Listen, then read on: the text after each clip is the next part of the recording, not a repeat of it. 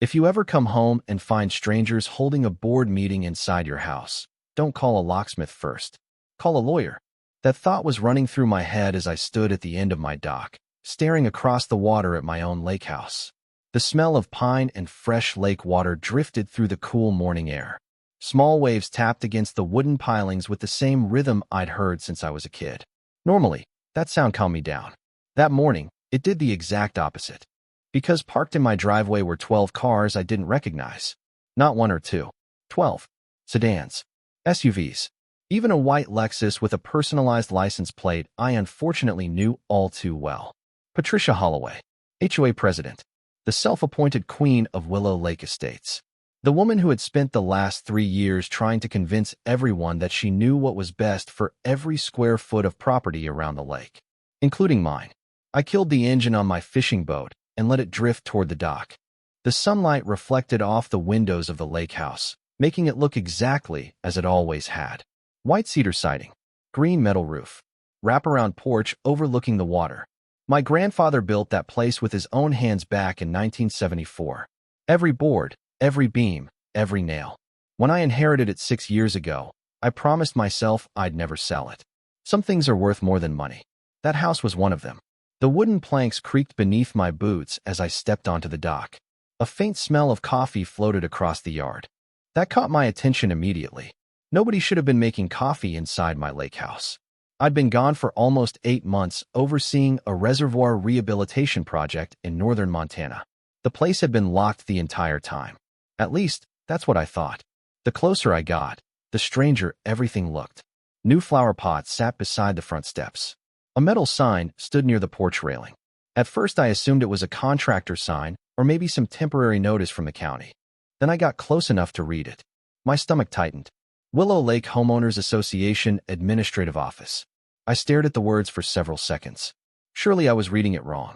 Surely there was some explanation that didn't involve a group of HOA board members turning my private property into their headquarters. Then I heard laughter coming from inside, followed by applause. Actual applause. Through the front windows, I could see people sitting around folding tables. Laptops open. Stacks of paperwork everywhere. Coffee cups. Name tags. Someone was pointing at a projector screen mounted in my living room. My living room. The same room where my grandfather taught me how to tie fishing knots when I was 8 years old. The same room where we watched football every Thanksgiving. The same room where I still kept his old brass compass on the fireplace mantel. And right in the middle of it all stood Patricia Holloway, smiling like she owned the place. Her blonde hair was perfectly styled. Her blazer matched the HOA logo hanging behind her. She looked comfortable. Too comfortable. Like she'd been there for months. I moved closer to the side window, staying out of sight. The smell of fresh coffee grew stronger. I could hear pages turning, keyboards clicking, someone discussing landscaping budgets, another person talking about enforcement notices. Then Patricia raised her hand and addressed the room. As everyone knows, this office has become the center of our community operations. The room nodded in agreement. Community operations. Inside my house, I felt something cold settle into my chest. Not anger. Not yet. Something sharper. Something quieter. The kind of feeling you get when you realize somebody didn't just make a mistake. They made a plan. Because this wasn't random. Nobody accidentally installs signs, furniture, filing cabinets, and meeting schedules inside someone else's lake house. This had taken time, coordination, confidence. And confidence only comes from believing there will be no consequences. I glanced toward the front porch. A new keypad lock had been installed on my door. My door. They had changed the lock on my own lake house. The metallic taste of disbelief sat heavy on my tongue. For a moment, I simply stood there listening to the meeting continue. Listening to strangers discuss community policies while sitting in chairs placed on hardwood floors my grandfather had sanded by hand 50 years earlier. Then Patricia laughed at something someone said. The entire room laughed with her. And that was the exact moment I stopped wondering how this happened and started wondering how long they had been doing it. Because one thing became painfully clear. They didn't think they were trespassing. They thought they belonged there. I stayed hidden beside the window for another minute, maybe 2, listening to voices echo through a house that had never belonged to any of them.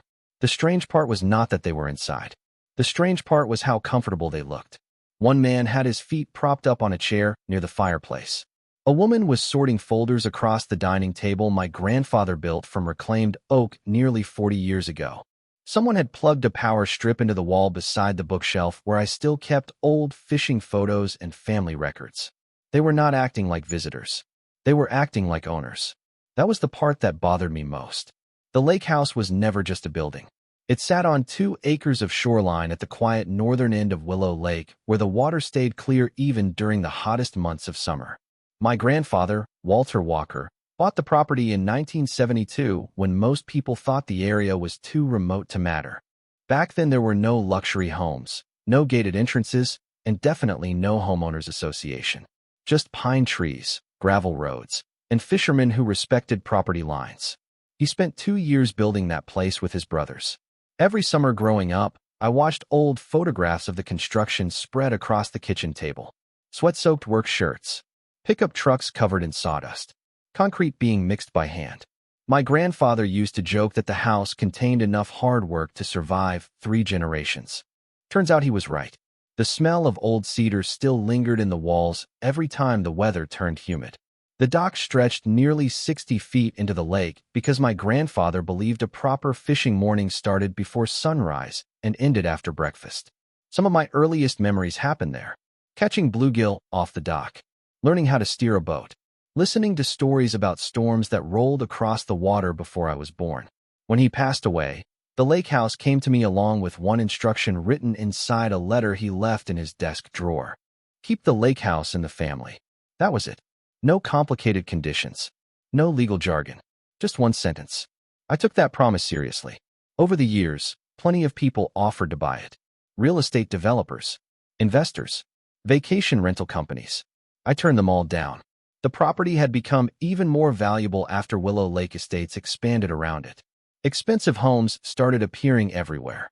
Boat lifts, private docks, perfect lawns. Then came the HOA. At first they seemed harmless. Community newsletters, landscaping recommendations, holiday events, the usual stuff. But once Patricia Holloway became president, things changed. She had a habit of looking at other people's property the way some people look at items in a store display, not as something belonging to someone else, as something she simply had not acquired yet. About 3 years earlier, she approached me during a community picnic near the marina. I still remember the smell of charcoal and lake water drifting through the evening air. She smiled and pointed toward the lake house. That property would make an incredible community clubhouse. I laughed because I assumed she was joking. She was not. Over the next year, she brought it up again and again. Sometimes directly. Sometimes through board members. Sometimes through neighborhood surveys asking residents what community improvements they wanted to see. Every proposal somehow involved my lake house. Community events, administrative space, recreational programs, meeting facilities. Every conversation ended the same way. No. Politely. Firmly. Repeatedly. The property was private. End of discussion. At least I thought it was. Standing outside that window, watching them conduct business beneath my roof, I suddenly realized something important. Patricia had never accepted no as an answer. She had simply stopped asking. And judging by the sign in my front yard, somewhere during the 8 months I had been away, she had decided permission was no longer necessary. For a few seconds I just stood there watching Patricia run the meeting like she had been doing it her entire life. The sunlight coming through the windows reflected off the framed photographs on the wall behind her. My photographs. Family photographs. Pictures of my grandfather holding trophy base. Pictures of summer cookouts. Pictures that should have reminded everyone in that room exactly who owned the building they were sitting in. Instead, nobody seemed to notice. Patricia clicked through a presentation projected onto a screen that definitely had not been there before. Charts, budgets, committee reports, future development plans. Every person in the room listened carefully as if they were attending some important corporate conference. The smell of coffee and printer toner drifted through the open window. It was surreal. Then Patricia said something that made me stop moving entirely. As everyone knows, the community center has become one of the most valuable assets we have acquired in recent years. Acquired. Not borrowed. Not leased. Acquired. Several people nodded. One woman sitting near the front even smiled proudly. I felt my jaw tighten. That single word told me everything I needed to know. Whatever story Patricia had been telling the neighborhood, She had been telling it for a long time. Nobody looked confused. Nobody questioned her. They believed it. I slowly stepped away from the window and walked around the side of the house. Gravel crunched beneath my boots. The air smelled like fresh-cut grass and warm lake water. Near the rear entrance, I found another surprise. A stack of folding chairs sat beneath the porch overhang. Beside them were plastic storage bins labeled HOA records. I opened one. Meeting minutes, financial reports, violation notices, years of paperwork. They had moved their entire operation into my lake house. The realization settled over me like cold rain. This was not some temporary arrangement. They had built routines around this place. The farther I walked, the more evidence I found. New directional signs, visitor parking markers, a community bulletin board mounted beside the boat shed. Someone had even planted decorative flowers near the entrance. The kind of flowers Patricia always pushed during neighborhood beautification campaigns. Every detail screamed permanence. Every detail suggested they expected to stay. I reached the back deck and looked through another window. A man I recognized from previous HOA meetings was organizing folders into a filing cabinet. Another board member was attaching labels to storage boxes. Nobody acted nervous. Nobody acted like they were trespassing. They behaved like employees arriving for another normal workday. That was when a memory surfaced. About 18 months earlier, Patricia had approached me after a shoreline preservation meeting. The evening had been humid. Mosquitoes buzzed around the dock lights. She stood beside her Lexus holding a clipboard and smiling that practice smile she used whenever she wanted something. "You know," she had said, "the community could accomplish so much more with a dedicated administrative facility." I already knew where the conversation was going. "No," I answered before she could finish. She laughed softly. "You did not even let me ask. You have asked 6 times. Her smile had frozen for just a second before returning. "One day you might reconsider." At the time, I thought she was simply persistent. Looking back, I realized persistence was never the goal. Access was. And somehow she had found it. I circled back toward the front yard and studied the sign again. The metal frame looked new. The lettering looked professionally made. That meant somebody approved expenses. Somebody ordered materials. Somebody installed it. None of that happened overnight. The deeper I looked, the more obvious the pattern became. Patricia had not convinced the neighborhood that my lake house belonged to the HOA. She had slowly created a version of reality where everyone stopped asking who owned it in the first place. The frightening part was how effective the strategy had been. People tend to believe what they see repeatedly. A meeting becomes a routine. A routine becomes a tradition. A tradition becomes an assumption. And eventually an assumption starts feeling like fact. Standing there in my own front yard, staring at a sign that never should have existed, I began to understand exactly what Patricia had done during the 8 months I was gone. She had not stolen a building. She had rewritten the story surrounding it. And judging by the confidence inside that meeting room, almost everyone in Willow Lake Estates had accepted her version without question. The more I looked around, the more impossible it became to pretend this had happened by accident. Every sign, every storage box, every piece of office equipment pointed to the same conclusion. Patricia had spent months turning my lake house into something else. The question was how. I quietly walked back toward the dock and sat on a weathered bench beneath an old pine tree. From there I could see the entire property without attracting attention. The rough wood beneath my hands felt familiar. My grandfather built that bench the same summer he finished the dock. I used to sit there with him after fishing trips while he cleaned tackle boxes and talked about people. "Most folks do not take things all at once," he used to say. "They take them one small piece at a time." At the time I thought he was talking about business deals. Sitting there that morning, I realized he could have been describing Patricia. As I watched board members move around inside my house, memories from the past year started fitting together in ways they never had before. 8 months earlier, right before I left for Montana, Patricia had suddenly become unusually friendly. She stopped pushing community center proposals, stopped bringing up clubhouse ideas, stopped mentioning the lake house altogether. At the time, I thought she had finally accepted reality. Now I understood what had probably happened. She had simply changed tactics. I pulled out my phone and opened old emails. There were dozens from the HOA. Most were routine newsletters that I normally ignored. But reading them again, patterns started appearing. Community office hours every Tuesday. Board meetings every Thursday. Resident records available for review by appointment. The strange thing was that none of those messages ever listed a location, just contact information. Then I found something else. For months ago, a newsletter announced that the association had successfully centralized operations for greater community efficiency. No address, no explanation, just a vague statement buried between landscaping updates and pool maintenance notices. A cold breeze drifted across the lake. The water shimmered beneath the morning sun.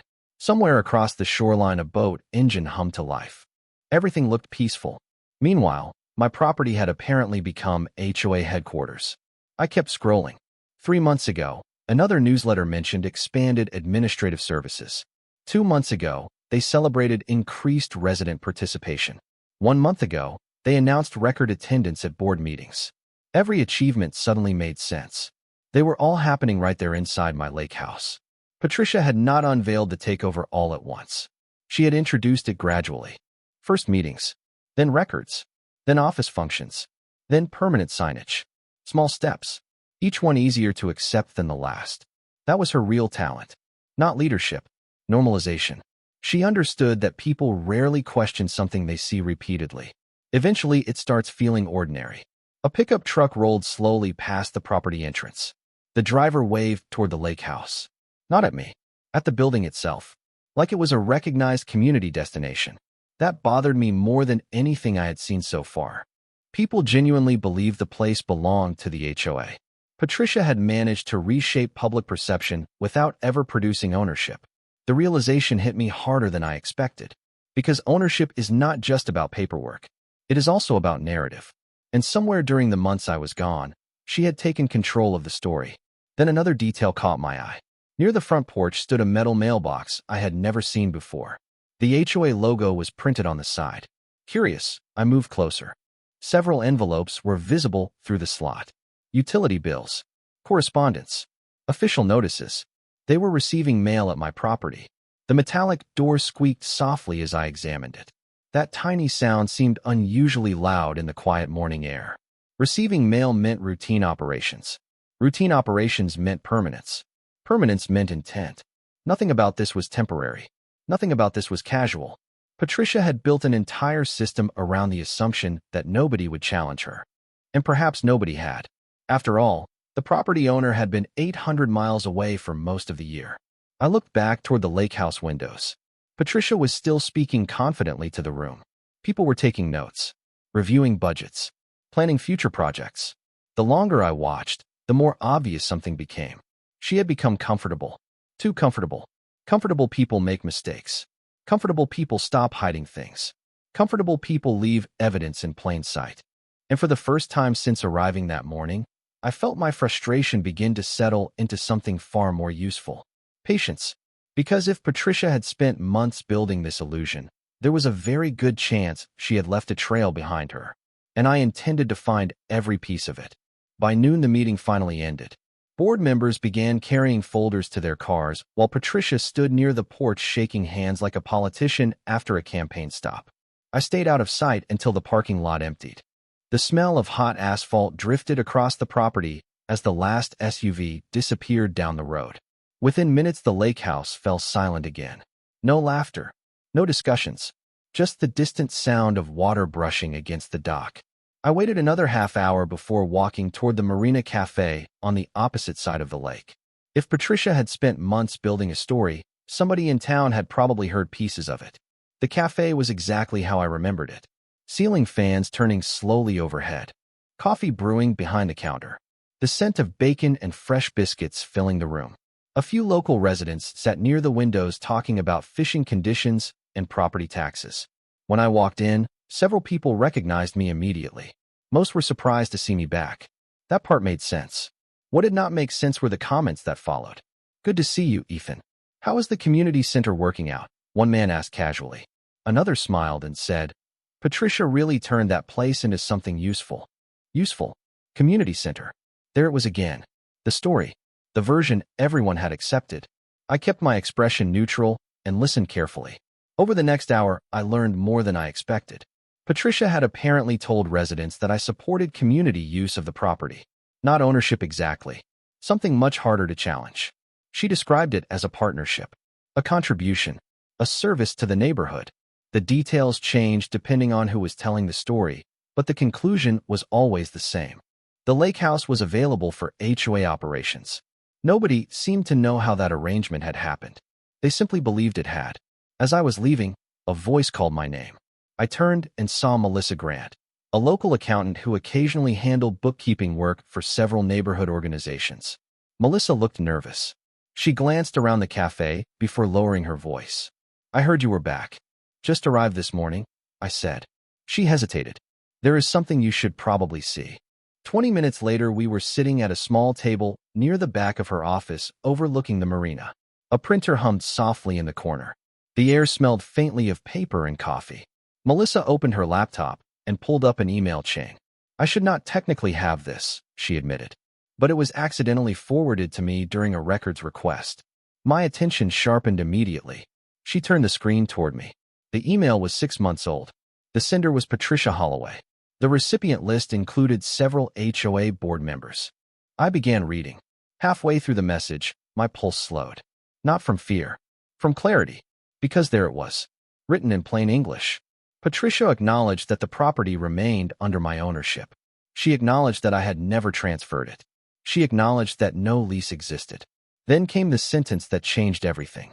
She instructed board members not to discuss ownership questions with residents because doing so would create unnecessary complications during the transition period. Transition period. The phrase sat on the screen like a flashing warning light. They knew. Every major board member knew. This was never a misunderstanding. It was never confusion. It was never a paperwork error. The people running that operation understood exactly who owned the Lakehouse. They simply believed nobody would challenge them. Melissa watched my face carefully. "There are more messages," she said quietly. There were. Several more. Discussions about signage, office equipment, mail delivery, event scheduling. Every email revealed the same thing. Patricia was managing perception, not ownership. Perception. She knew legal rights and public assumptions were two different things, and she had been counting on the second one to overwhelm the first. I sat back in my chair and listened to the faint hum of the air conditioner. Outside, sunlight reflected across the lake in bright silver waves. For the first time all day, the situation stopped feeling confusing. Confusion had been Patricia's advantage. Evidence was mine. And thanks to one accidental email, I finally understood the mistake she never intended anyone to find. Most people assume the moment you find evidence, you immediately confront the person responsible. That sounds satisfying in theory. In reality, it is usually a terrible idea.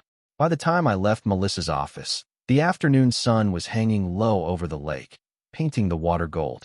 A warm breeze pushed small ripples toward shore. Boats moved lazily across the open water. Everything looked peaceful. Meanwhile, sitting on my phone were emails proving that Patricia and several board members knew exactly what they were doing. The smart move would have been to march straight into the next meeting and demand answers. Instead, I drove back to the Lakehouse and did absolutely nothing. At least, that was what everyone else thought. The next morning, I parked half a mile away and watched from a distance. Board members arrived carrying laptops and coffee cups. Delivery trucks dropped off office supplies. Residents stopped by to ask questions. Some even used the front porch as a waiting area. Nobody looked worried. Nobody acted cautious. Patricia moved through the property with the confidence of someone who believed she had already won. The smell of fresh coffee drifted from the open windows. Every few minutes I heard laughter echo across the yard. They had become comfortable, and comfort creates evidence. Over the following week, I started documenting everything. Arrival times, meeting schedules, deliveries, vehicle plates, mail service. I took photographs from public areas, recorded dates, collected copies of newsletters. Every piece fit neatly into a growing timeline. What amazed me most was how openly they operated. A maintenance company arrived one afternoon and installed additional shelving inside my storage room. Another contractor delivered networking equipment. Someone mounted a new sign beside the driveway entrance. Every upgrade strengthened their illusion. Every improvement created another record showing how deeply they had embedded themselves into property they did not own.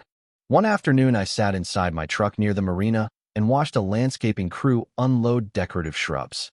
Patricia stood nearby directing placement like she was preparing a grand opening ceremony. The scent of fresh mulch carried across the air. She pointed toward my front walkway while discussing curb appeal with one of the workers. My front walkway. The absurdity would have been funny if it were not happening to me. Yet the longer I observed, the calmer I became. Because every dollar they spent created another paper trail. Every decision created another witness. Every meeting generated another record. Meanwhile, I still had not contacted them. That silence became its own weapon. Patricia clearly believed I was unaware of everything. A few days later, I received confirmation of just how comfortable she had become. A resident forwarded me a digital announcement for the upcoming annual HOA Leadership Summit. According to the flyer, board members, committee chairs, and invited guests would gather for a full-day strategic planning session. Location: Willow Lake Community Administrative Center.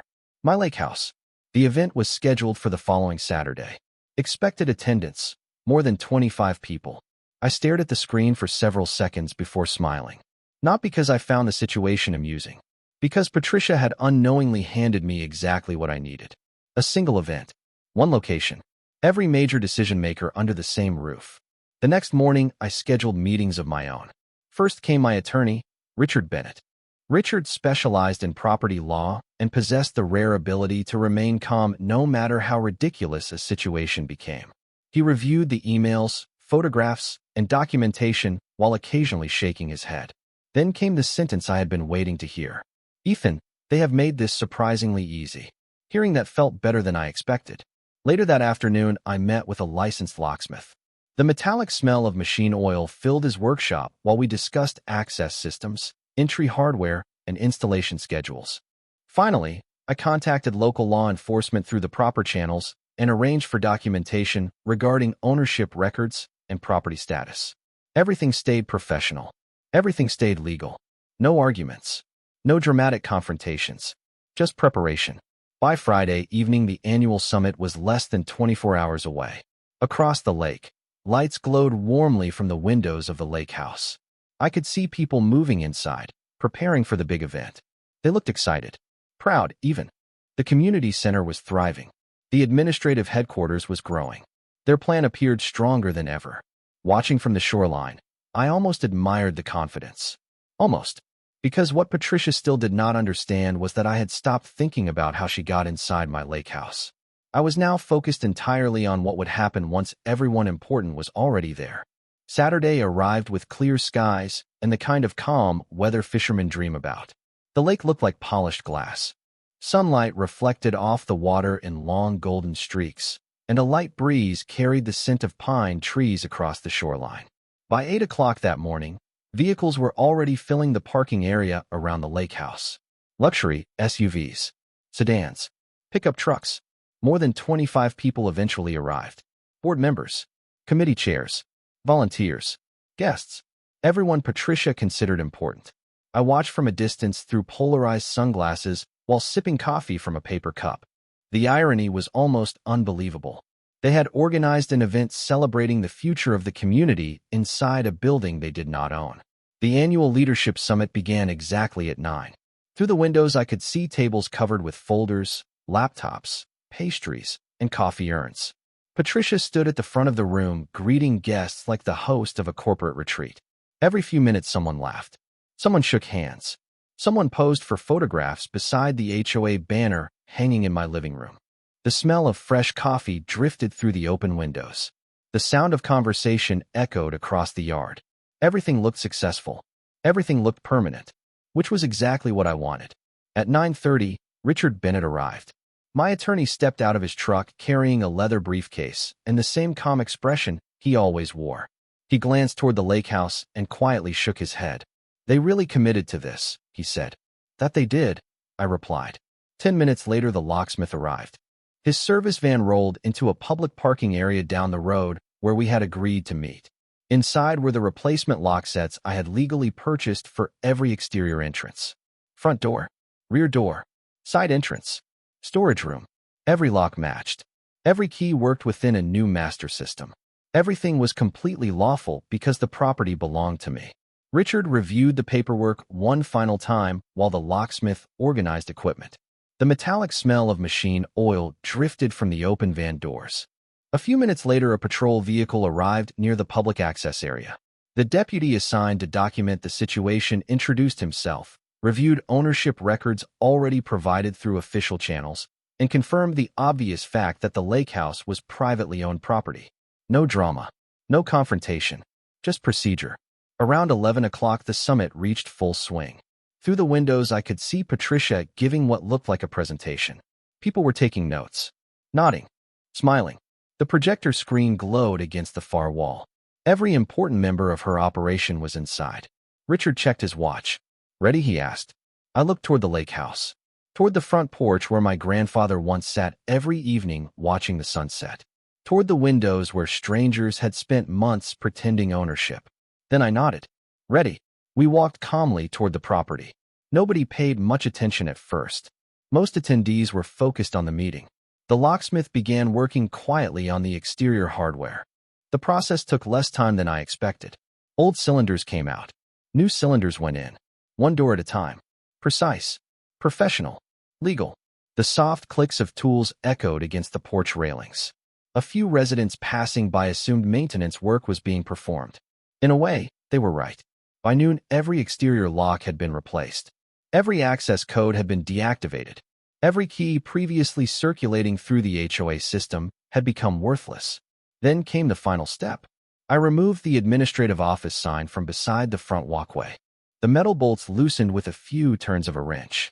The sign that had greeted visitors for months came down quietly and without ceremony. In its place, Richard attached a notice prepared in advance. Private property. Unauthorized use prohibited. Ownership records available upon request. I stepped back and looked at the Lakehouse. For the first time since returning home, it actually looked like mine again. The meeting continued inside, completely unaware of what had just happened outside. Patricia was still speaking. Guests were still taking notes. Coffee was still being served. The summit carried on exactly as planned. The only difference was that the building around them had just returned to the control of its actual owner. It took almost 40 minutes before anyone inside noticed something had changed.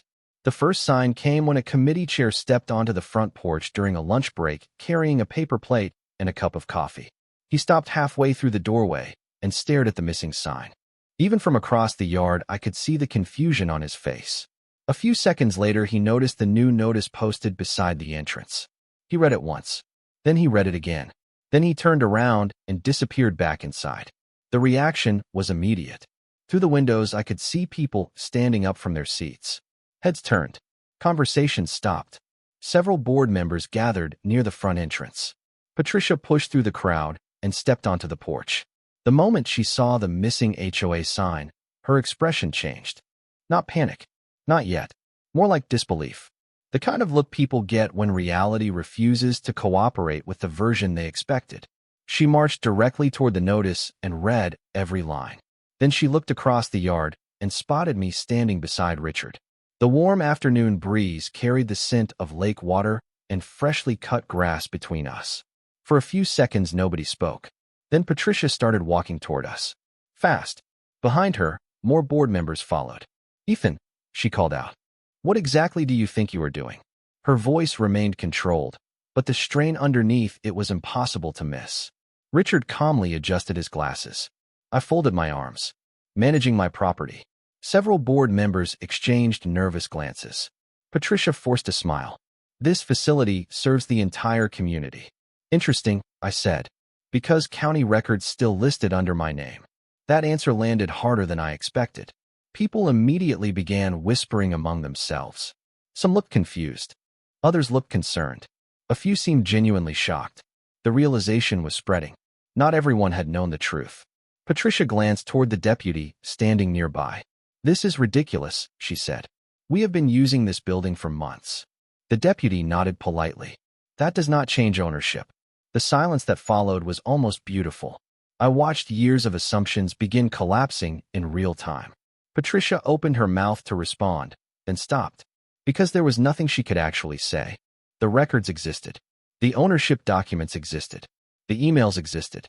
Facts have a way of limiting available arguments. One of the committee members stepped forward. "Wait," he said. "You mean the HOA does not own this place?"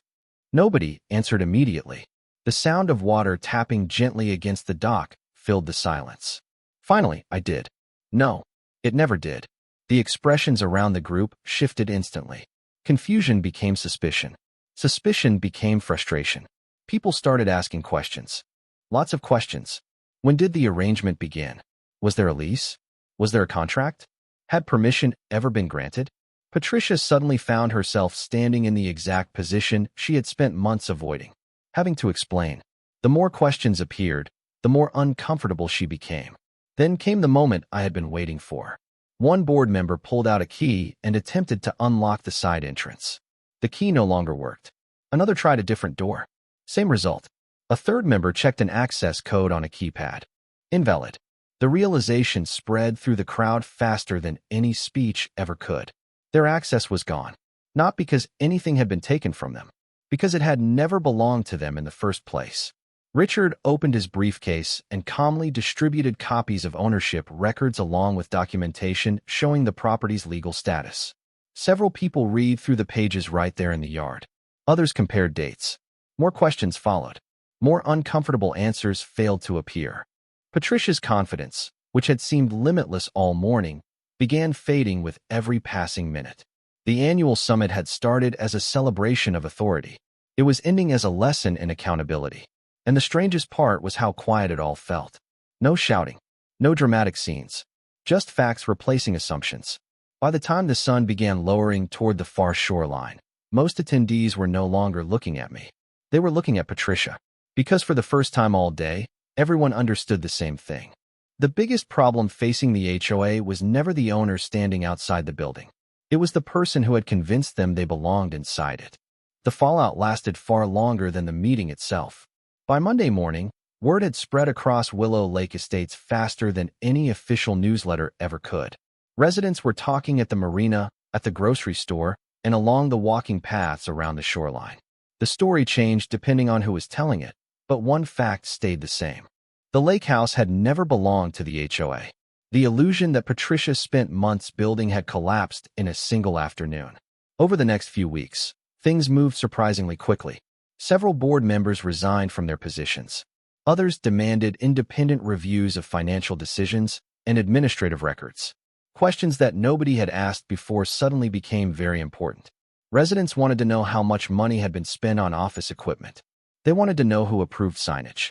They wanted to know why official communications never clearly explained ownership of the property.